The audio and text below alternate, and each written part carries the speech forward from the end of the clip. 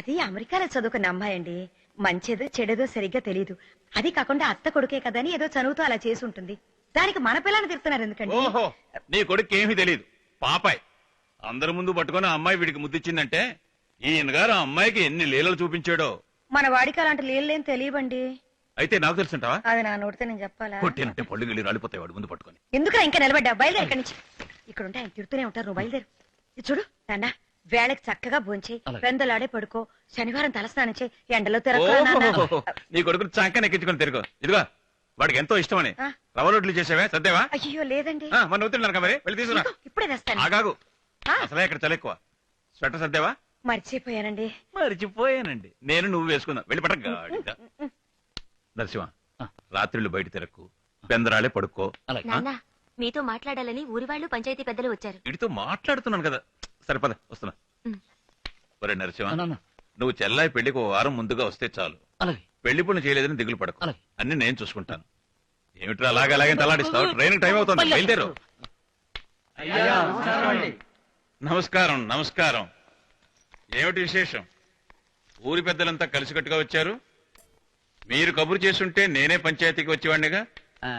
ఊరి విషయం అయితే పంచాయతీలో పెట్టి మాట్లాడుకోవచ్చునండి. మీరే ఊరికే పెద్ద మనుషులు, ఊరి కోసం మంచి పనులు ఎన్నో చేసిన వారు. మీ కుటుంబ విషయం ఎందుకు పంచాయతీలో పెట్టి మాట్లాడుకోవటమా అని మేమందరం కలిసి మిమ్మల్ని చూడటానికి వచ్చాం. నా కుటుంబ విషయం గురించి మీరు మాట్లాడడానికి వచ్చారా? ఎరా, మళ్ళీ ఏదైనా తప్పు చేశావా? అయ్యో, నేనే తప్పు చేయలేదు. ఇది వారి విషయం కాదండి, మీ మీదే ఫిర్యాదు ఇచ్చారు. నా మీద ఫిర్యాదా?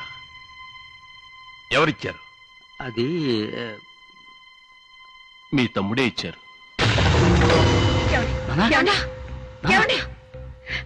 నానా,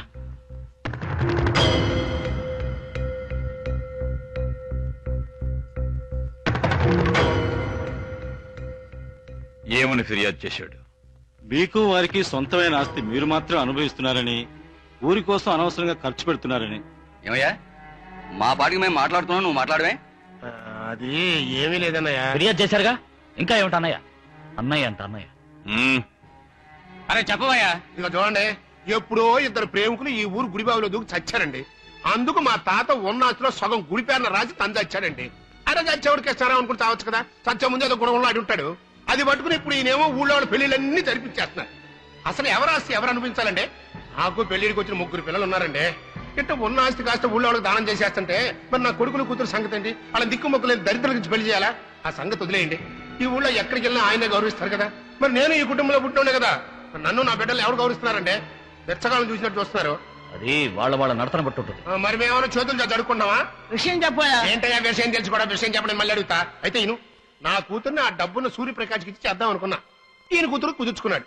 సర్లే, జరిగిపోయింది. కనీసం ఆ ఇంటి పిల్లలని తీసుకొచ్చి నా కొడుకులు ఎవరి కొడుకు చేసుకుందాం అనుకున్నా. నా మొఖానికి ఆ అదృష్టం కూడా లేదని నిన్న నిస్తార్థం తేలిపోయింది. ఇచ్చిందిగా ఆవిడ గారు ఒక కిస్సు. ఊరికదంతా ఎందుకయ్యా? నీ నిర్ణయం మాతో చెప్పినట్టే మీ అన్నయ్యతో చెప్పు. నిర్ణయం ఏముందా? ఉన్నాస్తి మొత్తం చెరుసగం మంచిమనండి. తమ్ముడు ఏమన్నావు? అవును, నాకు కూడా ఆస్తిపాస్తులుంటేనే నన్ను ఈ ఊళ్ళో అందరూ గౌరవించేది. పిల్లలకు కూడా మంచి సంబంధాలు తీసుకొచ్చి పెళ్లిళ్ళు చేయగలుగుతాను. ఆస్తి పంచేయండి. అందుకని ఆస్తి పంచాలంటావా? కుటుంబం పరువు పోదు. నువ్వు అడిగితే వారు ఇవ్వనంటారా? ఎవరదే? ఏంటి అడగమంటావా? నేనేమన్నా బెచ్చగాను అనుకున్నావా? నేను ఆ తల్లికి పుట్టినోండే, ఉంచుకుందానికి పుట్లా. అవునరా, నువ్వు ఉంచుకున్న దానికే పుట్టావు.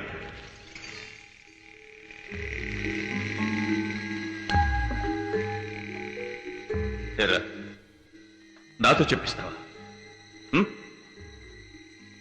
రే, నా తండ్రితో సంసారం చేసి నిన్ను కని రోడ్డు మీద పడేసి మీ అమ్మ చచ్చిపోయిందిరా. మన కుటుంబం పరువు పోకూడదనే ఉద్దేశంతో నేను నిన్ను తీసుకొచ్చి మా అమ్మ చేతికిచ్చి నాలాగే నిన్ను పెంచమని చెప్పి ఒట్టేయించుకున్నాను. నాకంటే ఎక్కువ ప్రేమగా నిన్నే పెంచింది. ఆ పుణ్యవతి చనిపోయేదాకా ఈ రహస్యం ఎవరితోనూ చెప్పలేదు. నేనేమన్నా చెప్పాను ఇంతవరకు? నా భార్యతో కూడా నేను చెప్పలేదు. తమ్ముడు, ఈ రహస్యం ఇప్పటిదాకా నీకు తెలియదుగా. మన నాన్నగారి దగ్గర గుమస్తాగా పనిచేశారే ఈ భద్రయ్య గారు, వీరికి మాత్రమే తెలుసు, ఇంకెవరికి తెలియదు.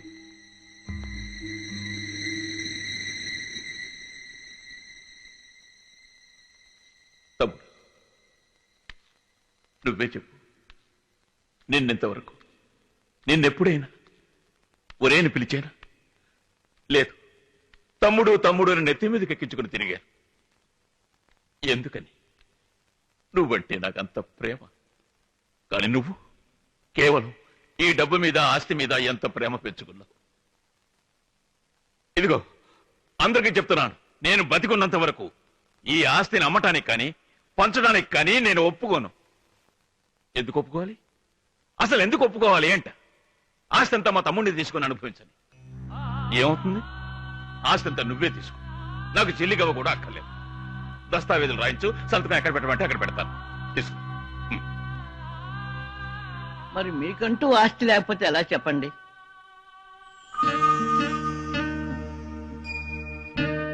నాకున్న ఆస్తి అల్లా వీడొక్కడే.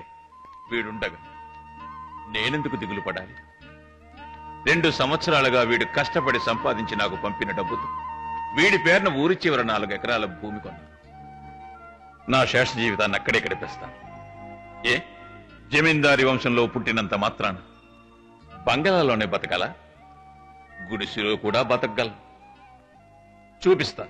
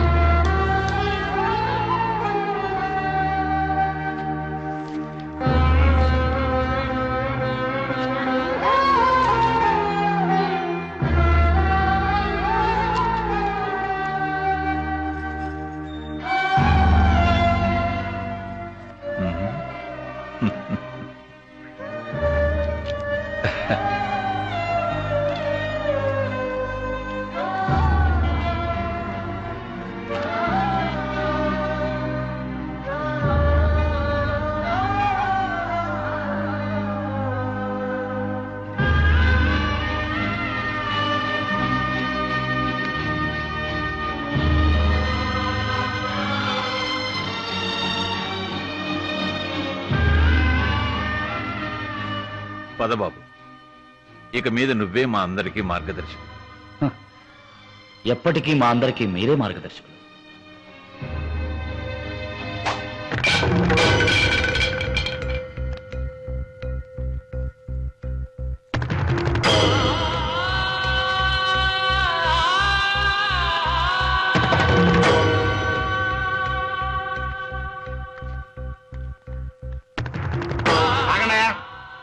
సంతకాలు పెట్టుకోండి. నరసింహ, నువ్వు మీ అమ్మని కాపాడుతావని, నీ చెల్లెల్ని కాపాడుతావని నాకు తెలుసు. కానీ అన్నిటికన్నా మన కుటుంబం వంశపారంపర్యంగా ఈ ఊరికి చేస్తున్న సంప్రదాయ ధర్మాన్ని నువ్వు కాపాడాలి. అదే ముఖ్యం.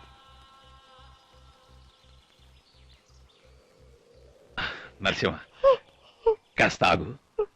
నేను బతికిన ఇంట్లో కాసేపు కూర్చుని వచ్చేస్తాను.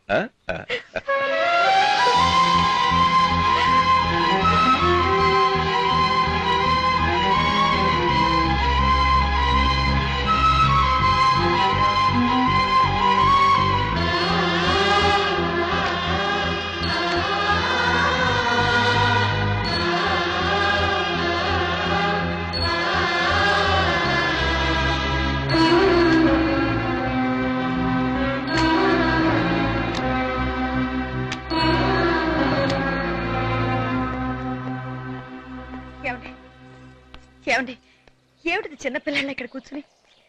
లేవండి, వెళదాం. ఏమండి,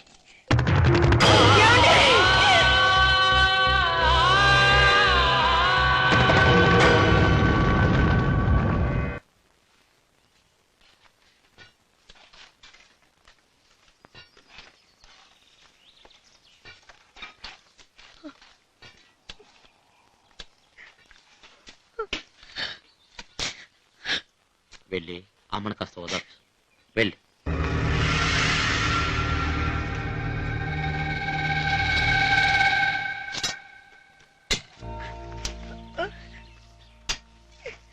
ఇలా బాధపడుతూ కూర్చుంటే ఎలాగమ్మా?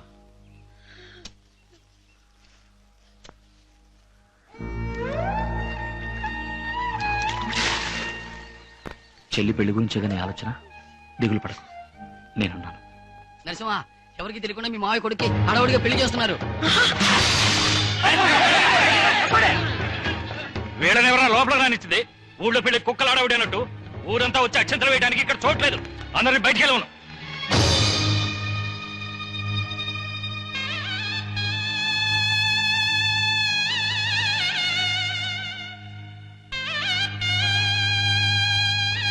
తప్పకరా ఏమయ్యా, ఈ ఇంట్లో మీ అన్నయ్య గారి కర్మ జరిగి వారం కూడా కాలేదు, ఇంతలోనే ఆయన ఇంట్లోనే మీరు పెళ్లి జరిపిస్తున్నారే, ఇదేం న్యాయం అయ్యా? అంటే ఆయన ఇల్లా? పిచ్చి పిచ్చిగా మాట్లాడకు, ఇది నా ఇల్లయ్యా.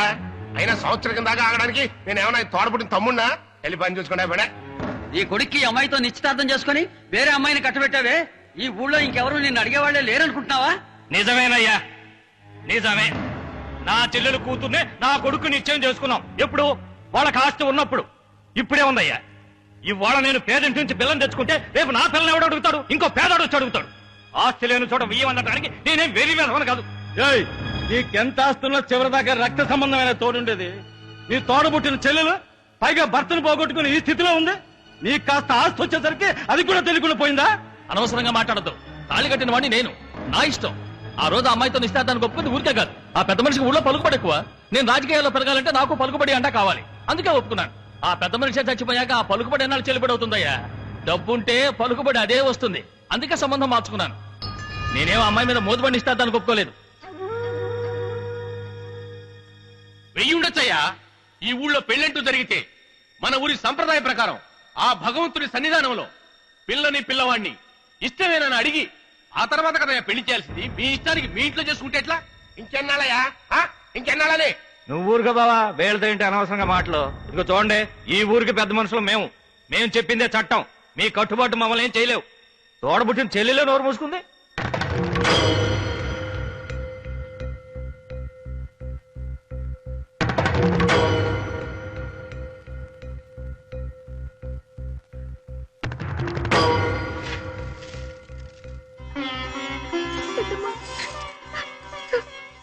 చల్లగా ఉండమ్మా.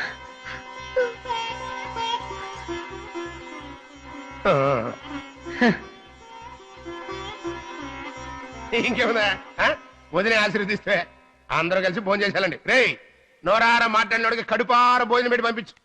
నీ తిండి తినడానికి మేమేమంత దిగజారిపోలేదు. రండి ఎవరిదాం రానరసింహ. పండి, తినకపోతే పండి. మీరు తినకపోతే ఇంకెవరు తింటాం లేరా? రామా, ఏంటి ఎంత లేటుగా వచ్చావు? ఇది అర్జెంట్ పెళ్లి కదా, ముహూర్తం టైం దాటిపోతుందని అందరూ అంటేను నువ్వు వచ్చే ముందే తాళి కట్టాడు. నీకిష్టం లేకపోయినా కూడా పెద్దవాళ్ళు చెప్పారు కదా నీ పెళ్లికి ఒప్పుకున్నావు కదా.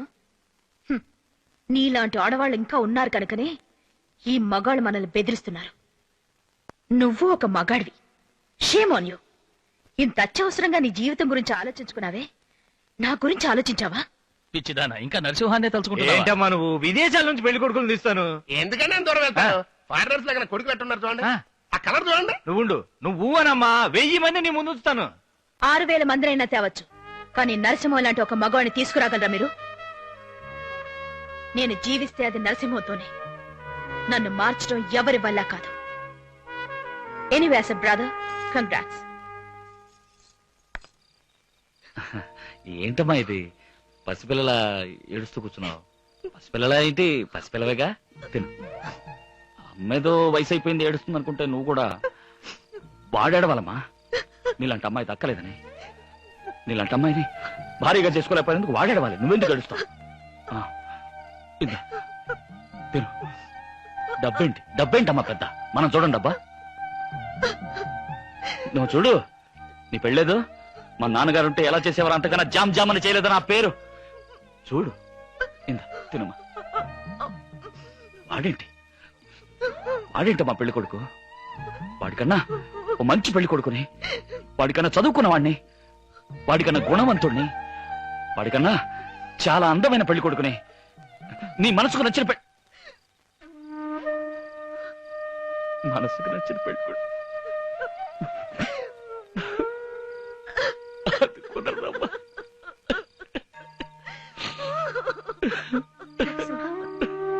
వద్దురా బాబు, వద్దు.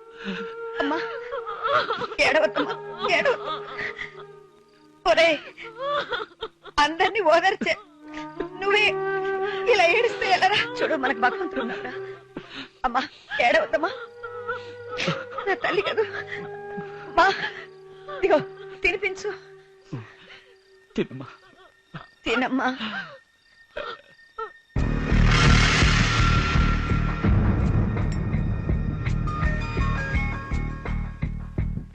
This stone is 10% good. I agree with you. Real fine. Exactly. This is grindstone. Congratulations. Thank you sir. They are confirming its exactly 100% granite. తెల్లలో ఇంగ్లీష్ లో మాట్లాడుతున్నారు, మనకి ఎందుకు గోళ? తెలుగులో మాట్లాడు. ఖచ్చితంగా అది గ్రానైట్ రాయని అంటున్నారు. మెరిసిపోతుంటే అనుమానం వచ్చే రాయిని తీసుకొచ్చా. మొదలు పెట్టావా నీ పారంపర్య బుద్ధి? నువ్వు మీ అన్నయ్యలాగే తేరగా ఇచ్చావో తర్వాత ఆస్తి నీ దగ్గర నుంచి మేం పంచుకోవాల్సి ఉంటుంది. రేయ్, పిచ్చి సన్నాసులారా, అటు చూపించి నన్ను గుండ్రాయి అనుకుంటున్నారా? గ్రెనేడ్ రాయరా? అయితే ఏంటి? అయితే ఏంట అంతేరా. చెట్టు కింద కూర్చొని 3 ముక్కలు ఆడుకున్నాడు గ్రెనేడ్ గురించి ఏం తెలిసింది? సంతోషించాలి, పదండి. Thank you. వారి సవటల్లారా, ఆ నరసింహం గారి దగ్గర పెద్ద గ్రెనేడ్ పర్వతం ఉంది. అది గ్రెనేడ్ పర్వతం నాకు తెలిసిందా? మన ఆస్తి మొత్తానే కాదు, చుట్టుపక్కల 18 వాళ్ళు కొని అవతల పారేస్తాడు. అంత గొప్ప విషయాన్ని ఆడికి చెప్పకుండా మనకు చెప్పాడు కదా, అందుకే ఆడికి ఇచ్చాను. నేనేం వృధాగా తగలట్లేదు, పిచ్చిన పుత్రులారా. టెంపరీగా నోరుకి తాళం ఇచ్చాను, అర్థమైందా? సరే నీకు చెప్పాడు, ఏం చేయబోతున్నావు? ఏం చేయబోతున్నా? అన్నయ్య ఫోటో ఉండాలి, ఏమైందిరా? నువ్వేగా తీసి అవతల పారేమను పారేశాను. తీసుకో, తగిలిచ్చు. ఎందుకన్నా? పెద్ద మనుషులు ఫోటో అంటే అంతే, పని జరగాలంటే హాల్లో ఉండాలి, పని అయిపోయిందా తీసి అవతల పారేయాలి. ఏంటో తెలుసుకుంటే ఏడుస్తావేంటన్నా? ఏడవట్ల యాక్టింగ్ మొదలెట్టాను, పిచ్చిదా పుత్రరా. 2-3 రాత్రుల నుంచి అన్నయ్య కల్లోకి వచ్చి నా చంప మీద పడేయాలని కొడతాడు. రేణు నా తమ్ముడు అంటరా, కాకపోయినా నిన్ను అలా చూసుకున్నాను రా, కన్న బిడ్డలా చూసుకున్నాను కదంట్రా. అట్లాంటిది నా సొంత బిడ్డల్ని చెట్లముట చాలముట వదిలేస్తావంటరా. నువ్వు మనిషివేనా అని నా పేక నొక్కేస్తున్నాడు వదినా. ఇది నీ మనోభ్రాంతి అయి ఉంటుంది. అయ్యో, బ్రాంతి కాదు, విస్కీ కాదు వదినా. నా మాట నమ్మొదినా, దయచేసి ఇంటికి రా వదినా. అలా నువ్వు మీరు రాకపోతే నేను చచ్చిపోతాను వదినా. అయ్యో, అన్నయ్య కల్లో భయపెట్టి చంపేస్తున్నాడు వదినా. ఈ ఆస్తి మొత్తం రాసిచ్చేస్తాను. అయినా మీ ఆస్తి మీకు రాసివ్వడా నేనేమని కుక్కని? ఇది మీ ఆస్తి. ఇది చూడు నరసింహ, ఇవాళ మీరు ఇంటికి రావక్కర్లేదు. రేపు మేము రిజిస్టర్ ఆఫీస్కి వెళ్ళి ఈ ఆస్తి మొత్తం మీ పేరుతో రిజిస్టర్ చేయించేస్తాను. ఆ తర్వాత రండి. నా మాట నమ్ము నరసింహ. నేను చెప్పానా మీ నాన్నగారు మనకి ఎప్పుడు ఏ కష్టం రానివ్వరని? మీ బాబాయ్ని ఎలా మార్చారు చూడు. అది కదమ్మా. వద్దు బాబు, మీ నాన్నే తన కల్లోకి వచ్చి చెప్పిన తర్వాత మనం ఇక్కడుండి కష్టపడాల్సిన అవసరం ఏముంది? మనం మన ఇంటికి వెళ్ళడమే మంచిదని నాకు అనిపిస్తుంది కదయ్యా. ముందు మీ నాన్న నీ కళ్ళలోకి వచ్చి చెప్పని, తర్వాత చూద్దాం. కరెక్ట్. ఏంటా కరెక్ట్ పరా నరసింహ, ఇంతకంటే నీ మంచి నీకు దొరకలేదా? నరసింహ, నన్ను నమ్మవా? నేను నీ బాబాయినయ్యా, ఈ వంశానికి మిగిలిన చిట్ట చివరి బాబాయిని. నేను చేసిన తప్పులన్నిటికీ ఇక నా చెప్పుతో నన్ను కొట్టు. వద్దురే, నువ్వు మంచోడి కొట్టవు, నేనే కొట్టుకుంటా. ఏమిటిది? ఏంటో నా నమ్మని చెప్పు, లేకపోతే చచ్చేదాకా చెప్తే కొట్టుకుంటూనే ఉంటాను. ఇప్పుడు అదంత ముఖ్యమా? నరసింహ, దయచేసి నన్ను నమ్ము బాబు. మా అమ్మకి ఏదైతే ఇష్టమో అదే నాకు ఇష్టం. చాలా సంతోషం వదినా. రేపే ఈ ఆస్తి మొత్తం మీ పేరుతో రిజిస్టర్ చేయించేస్తాను. వెళ్ళొస్తానమ్మా. నరసింహ, ఈ స్థలం నువ్వు ఉంచుకుని ఏం చేస్తావు? నా పేరును రిజిస్టర్ చేసి ఇచ్చేయకూడదు. ఈ స్థలం ఉంచుకుని నేనేం చేస్తాను అనుకుంటున్నావు పిచ్చోడా? మా అన్నయ్యకి నేను చేసిన పాపానికి ప్రాయశ్చిత్తంగా ఈ స్థలంలో ఒక సమాధి కట్టి, దానిపైన ఒక గుడి కట్టి, కొండ చుట్టూ రోజు ప్రదర్శనలు చేస్తూ ఈ జీవితాన్ని గడిపేస్తాను. రేపు రిజిస్ట్రేషన్ పెట్టుకున్నావా? ఏమిటే లొడలొడ మాట్లాడతావు పార్టీ కాకుండా? వచ్చేస్తారు సార్, మా వాళ్ళ ట్రాక్టర్ కి కొంచెం పికప్ తక్కువ.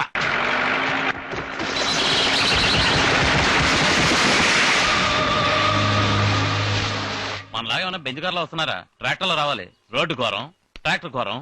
అంతకన్నా ఆడి పక్కన ఉంటారే 2 నేల టికెట్ గాళ్ళు, వాళ్ళు మరీ ఘోరం రా. ఇక మెయిన్ రోడ్ లో వెళ్తాం కుదరదు, వెనక్కి తిప్పి అడ్డదారులు పోనే. రిజిస్టర్ గారు ఇంకా అరగంటే ఉంటారు చెప్తున్నా. అవును, రావడం మాత్రం గంటల కొద్ది లేట్ గా రండి, పోవటం మాత్రం కరెక్ట్ గా పోండి. ఏమైందయ్యా? బేరింగ్ కట్ అయిందండి, రెడీ అవడానికి ఇంకో అరగంట అవుద్ది. ఎక్కడమే బాగలేదే. Sir sir, sir. నాన్న వాళ్ళు వచ్చారు. Sir, sir. ఏంటయ్యా ఇంత లేట్ గా వచ్చారు? దాన్ని ఎందుకు అడుగుతారులేండి, వచ్చేదారిలో చెట్టుబడి వెనక్కి తిరిగి అడ్డదారిలో వస్తుంటే బేరింగ్ విరిగిపోయింది. అదో పెద్ద కథలేండి. ఏంటయ్యా స్కూల్ పిల్లలు లేట్ అయితే సాగు చెప్పినట్టు చెప్తావు? జరిగిందే కదండి చెప్పింది. నిన్ను వదినా, ఇవాళ మీరు కొంచెం లేట్ అయ్యారు. రిజిస్టర్ గారు రేపు మన ఇంటికి వస్తున్నారు, ఇంటి దగ్గర రిజిస్ట్రేషన్ పూర్తి అలాగే. చేశాను. వీళ్ళ ఫ్యామిలీలో అందరూ సంతకాలు పెట్టారు సార్. ఈ పత్రం మీద మిస్టర్ నరసింహ. వెళ్ళు బాబు.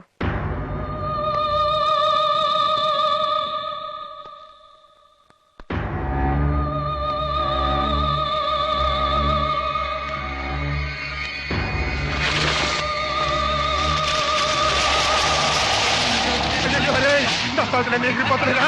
పట్టుకుంటారా? పరిగెత్తండి, పట్టుకుంటారా? పట్టుకుంటారా? జాగ్రత్త, పట్టుకుంటారా? పట్టుకుంటారా?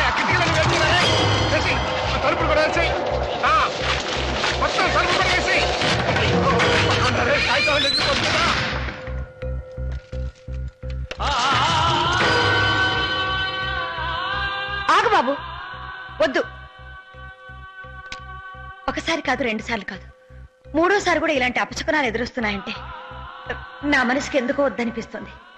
మీ నాన్నగారికి కూడా ఇది ఇష్టం లేదనిపిస్తుంది. వారు వీళ్ళకి రాసిచ్చిన ఆస్తి వీళ్లే అనుభవించని. ఈ పారంపర్య ఆస్తి మనకొద్దు. నువ్వు సంపాదించిన ఆస్థలంలోనే మనం ఉందా, రాపోదాం. అలాగేనమ్మా. వదిన రాకండి. అన్నయ్య కల్లోకి వచ్చి నాతో చెప్పాడు. ఆయన ఆశయాన్ని నేను నెరవేర్చేశాను. దస్తావేజులన్నింటి మీద మేము అందరం సంతకాలు పెట్టేశాం. ఇప్పుడు మీరు వెళ్ళిపోతారంటే అలాగా? వాటిని చెప్పి పారేయండి అయ్యా. చించేయాలా చెప్పండి రే.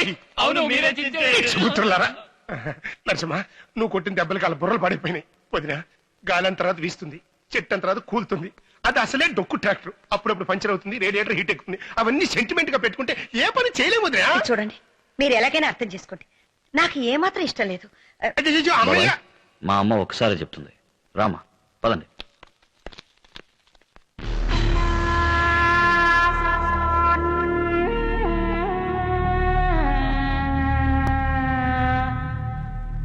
మీరు ఇంకేదో ఆశిస్తున్నట్టు అనిపిస్తుంది. పెద్దగా నేను ఏమంత ఆశపడ్డాను?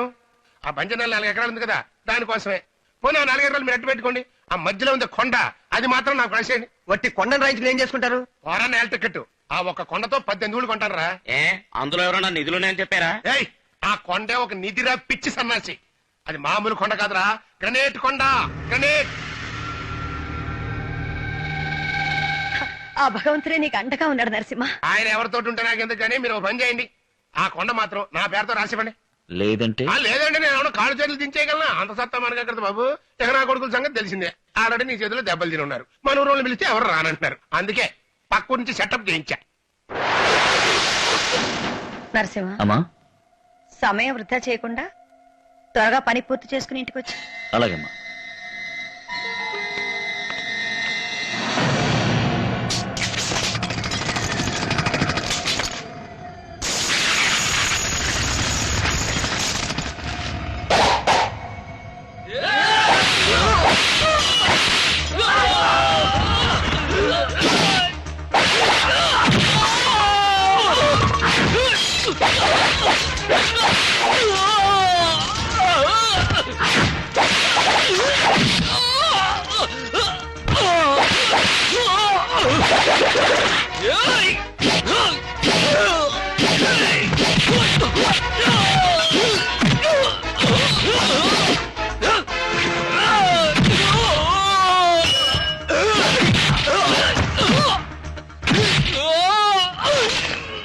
సార్, మీరు ఎక్కడికి వెళ్తున్నారు సార్? రిజిస్ట్రేషన్ చేయించాలని సార్.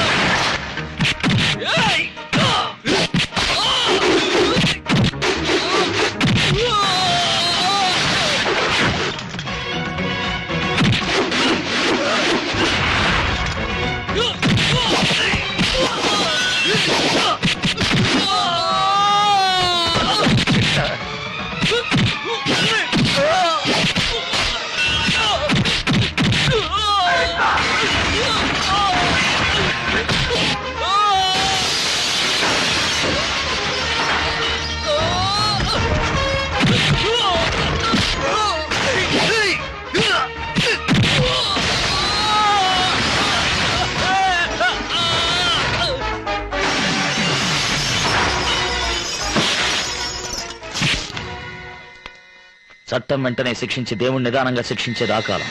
చట్టం నిదానంగా శిక్షించే దేవుడు వెంటనే శిక్షించేది ఈ కాలం. ఈ జన్మలో చేసిన పాపం ఈ జన్మలోనే అనుభవించాలి. మీరు అనుభవిస్తారు. నేనెవరి దారికి అడ్డురాను. నా దారికి ఎవరన్నా అడ్డొచ్చారో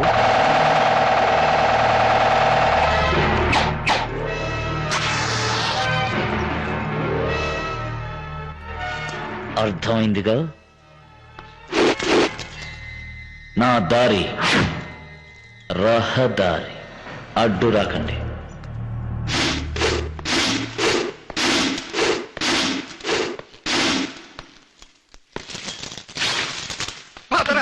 గంటే ఉండి వెళ్ళిపోతావా? వెళ్ళి క్షమించమని అడుగు. నరసింహ, నన్ను క్షమించు నరసింహ, నన్ను క్షమించు. తెలియక చేసిన తప్పును క్షమించొచ్చు, తెలిసి చేసిన తప్పును క్షమించకూడదు. నా జన్మ విరోధనైనా నేను క్షమిస్తాను, కానీ వెంటే ఉండి వెన్నుపోటు పొడిచేవాడిని మాత్రం నేను క్షమించను. నువ్వు ప్రాణాలతో ఉన్నంత వరకు నాకు కనపడకూడదు. కనిపించావో నీ ప్రాణాలు తీస్తాను. హువా!